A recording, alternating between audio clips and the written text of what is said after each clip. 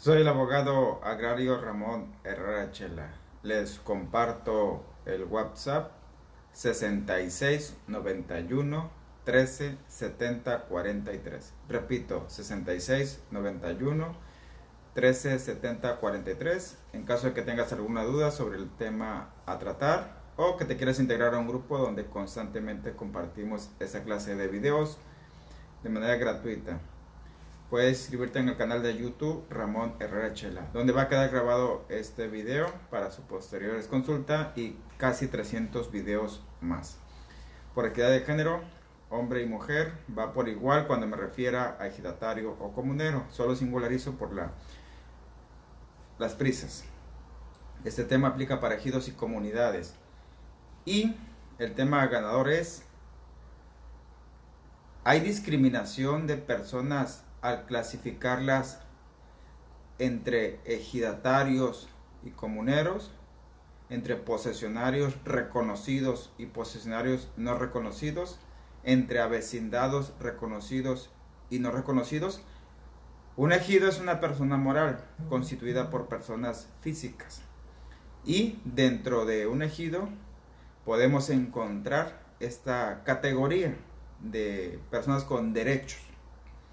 Es decir, podemos encontrar ejidatarios, posesionarios y avecindados.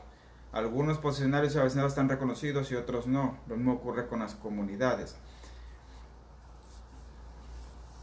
Ahora vayamos a un concepto básico de lo que hemos de entender por discriminación. Discriminar en esencia significa seleccionar excluyendo. Es decir, excluir a cierta persona o a cierto grupo de personas, dándoles un trato diferente, por lo general despectivo, o un trato perjudicial, o un trato de inferioridad. Esto es indebido, desde luego. Insisto, a una persona o grupo de personas, por causas de su raza genética, por su nacionalidad, por su género, por sus ideas políticas, por su religión, por sus preferencias sexuales, de hecho, por su condición de salud, alguna discapacidad, estado civil, entre otras causas que suceden en nuestro país. Eso debemos de entender por discriminación. Y en algunos debates con algunos colegas se ha planteado este tema de que si dentro de un ejido se discriminan a las personas basadas en que algunos son ejidatarios con ciertos privilegios y derechos y otros simples posesionarios o avecindados. Vayamos al origen. Cuando nace un ejido, por lo general es a través de la publicación de su dotación en el Diario Oficial de la Federación. Las comunidades sí pueden traer un antecedente mucho más remoto, incluso puede localizarse allá en el monte histórico de antes de la llegada de los españoles o durante la colonia. De modo que nace el ejido, se le reconoce legalmente a la comunidad y viene tarde o temprano el tema de repartirse las tierras o reconocerse derechos, por ejemplo, el derecho precisamente a ser ejidatario, el derecho sobre las tierras de uso común. Aquí empieza lo interesante para evitar esa confusión. Dentro de un ejido o dentro de una comunidad, los derechos o las tierras que son patrimonio del ejido no son infinitas. Es decir, todas las parcelas, todo el porcentaje de las tierras de uso común tiene un límite legal. En otras palabras, no todo mundo dentro de un ejido o que conforma un ejido podrían ser ejidatarios por igual. Es decir, el ejidatario, la esposa, los hijos, los nietos, el esposo o la esposa de las hijas, de los hijos. No todos podrían ser ejidatarios, ni todos podrían ser titulares de derecho. Es más, aunque por unanimidad de asamblea así lo quisieran, la mayoría o la gran mayoría, no se puede, porque hay un límite respecto a la titularidad de las tierras, hay un límite en el porcentaje de las tierras de uso común. En el caso de las parcelas, pues se asignan y se acaban. Las que estaban vacantes se vendieron, se asignaron en su momento y ya no hay parcela disponible. No se le puede dar o reconocer en titularidad más parcelas que no existen a una nueva persona. En el caso del certificado de derechos de uso común, pues es virtual su valor. Si son 100 ejidatarios y hay 100 hectáreas de uso común, se entiende que cada ejidatario es titular de una hectárea. Y alguien podría decir, licenciado, pero pues si son 100, fácil pueden caber 105, 110. Ese todavía es un margen razonable. Pero no podrían existir 100 hectáreas y 100 hectáreas de tierras de uso común y 300 ejidatarios titulares de esos derechos de uso común. Ojo ahí, virtualmente sí puede existir, pero recordemos que en esencia la tierra de uso común es para que la exploten, para que la trabajen, para que la aprovechen los que son titulares del certificado de derechos sobre tierras de uso común. Entonces, es impensable que 300 personas van a aprovechar las tierras de uso común y con ese aprovechamiento van a mantenerse a sí mismas y a sus familias. Y más porque las tierras de uso común generalmente son tierras que nada más en temporada de lluvia se les saca provecho, al menos que sea zona boscosa, de pinos, de madera, pero también ahí hay una restricción, pues se le paga un porcentaje cada año al ejidatario, pero no podría triplificarse o multiplicarse de manera infinita esa cantidad pues del derecho al uso común por parte de muchos ejidatarios y pocas hectáreas. A la inversa sí funciona bien, que sean muchas hectáreas y pocos ejidatarios. Entonces ahí hay ese límite pues razonable. Continuamos con el tema. Ser ejidatarios de hecho da ciertos derechos, ciertos privilegios, pero también trae obligaciones, trae deberes, trae consecuencias al interior del ejido. A diferencia de quienes también viven ahí, los avecindados, los posesionarios, sin ser ejidatarios o comuneros. Esos últimos pues no pueden ingresar a la asamblea, al menos no en estricto derecho. Algunos ejidos sí son flexibles y no hay problema, pueden estar ahí enterándose de lo más importante. La gran mayoría no deja entrar a vecindados y posesionarios a sus asambleas, o de plano no les conceden uso de la voz y voto en sus asambleas porque no son parte pues del padrón de ejidatarios. Claro, si va a exponer un tema en específico que tiene algún problema con su solar, es probable que por ese motivo especial sí lo dejen ingresar a una asamblea en especial, pero hasta ahí. Ahí nos topamos con la primer interrogante, y eso es discriminación. No dejar entrar a los avecindados, a los posesionarios, al salón de asamblea cuando se van a celebrar las mismas. Eso es discriminación, no concederle el uso de la voz, no darles derecho al voto. No, en mi opinión personal como abogado considero que eso no es discriminación.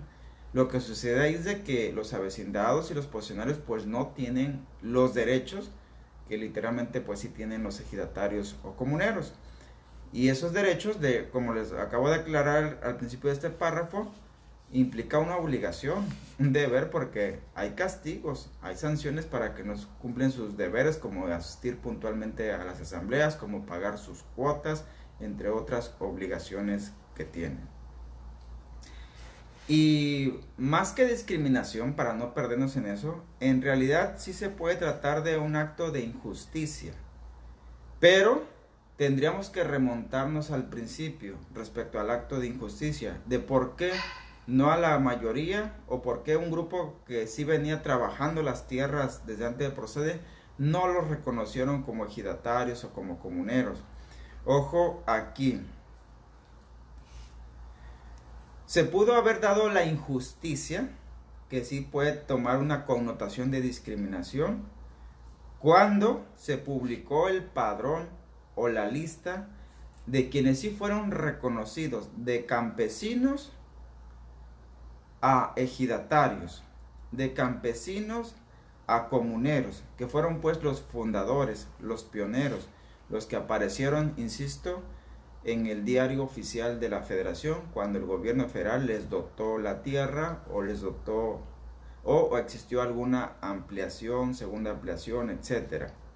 Ahí sí se pudo haber dado la injusticia que parecía discriminar. Es decir, si eran 500 campesinos los que venían trabajando la tierra, ¿por qué nada más a 200 sí los reconocieron?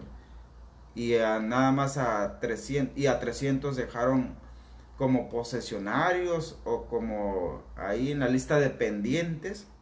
Ocurrieron muchos casos así en todo el país. Lo otro fue que donde se pudo haber dado la injusticia de que clasificaron pues a los individuos dentro de un ejido en ejidatarios, posesionarios y avecindados, o a veces ni los mencionaron, fueron durante los tiempos en el último periodo antes de la reforma estructural de 1992, es decir, ahí en la década de los 80, 90, cuando la entonces Secretaría de la Reforma Agraria, hoy SEDATU, a través de su Comisión Agraria Mixta, iban a los ejidos periódicamente a investigar, a inspeccionar. Y si a criterio de los funcionarios de la Reforma Agraria consideraban que una persona no estaba trabajando la tierra o tenía tierras de más, le privaban de sus derechos, le privaban de sus tierras. Y la otra cuestión de injusticia que se pudo haber dado fue ya cuando llegó el Procede. A partir de 1992, pues se constituyen los tribunales agrarios, la Procuraduría Agraria, el Registro Agrario Nacional, como lo conocemos ahora, junto pues con la Ley Agraria nace. Ahí recordemos que la lista de los trabajos de investigación, las actas que levantaba la Reforma Agraria, fueron baseadas en las actas de asambleas de Procede, el primer programa que vino a darle certeza y certidumbre a la tenencia de la tierra, es decir, el programa de certificación de derechos ejidales y comunales. Ahí también se cometieron injusticias. Algunos ejidatarios, algunas personas que merecían ser reconocidas como ejidatarios o como comuneros no fueron reconocidas. Entonces quedaron excluidas. Ahí se dio esa injusticia. Ahí quedó excluido ese grupo. Ahí quedaron seleccionados nada más algunos y otros excluidos. Ahí, a partir de ahí ya se les empezó a dar un trato diferente en comparación con los que sí fueron reconocidos como ejidatarios, y si se les compara con quienes no fueron reconocidos como ejidatarios, no obstante que venían trabajando juntos igual la tierra. Y pues venían batallándole, venían también partiéndose el alma igual que todos, en calidad de campesinos, allá pues en la zona rural. Como bien me dicen algunos ejidatarios, abogado, pues ahí o todos coludos o todos rabones. O nos debieron haber reconocido a todos o a nadie. Y la verdad que sí, se cometieron varias injusticias. De hecho, la mujer ahí venía sufriendo mucha discriminación. Desde la dotación, si ustedes en sus ratos libres se ponen a revisar al azar cualquier diario oficial de la Federación que dotaba tierras a ejidos, a campesinos, a comunidades, allá en la década de los 50, 60, 70, 80, en su inmensa mayoría son puros hombres. Es reducido el número de mujeres que fueron reconocidas como ejidatarias, como comuneras, allá de la vieja guardia. Desgraciadamente todavía existía una tendencia machista, para no darle tanta vuelta al asunto, que la mujer para criar hijos, la mujer para el hogar, la mujer para estar dentro de la casa, y el hombre pues para trabajar, el hombre para el campo. Y ahí se cometió esa especie de discriminación, donde la mujer quedó relegada, rezagada, quedó discriminada de alguna manera. Y de hecho, en la cuestión de los cargos, de los órganos de representación, es decir, comisariado ejidal, comisariado de bienes comunales, consejo de vigilancia, ahí también se venía dando ese reflejo de ese fenómeno.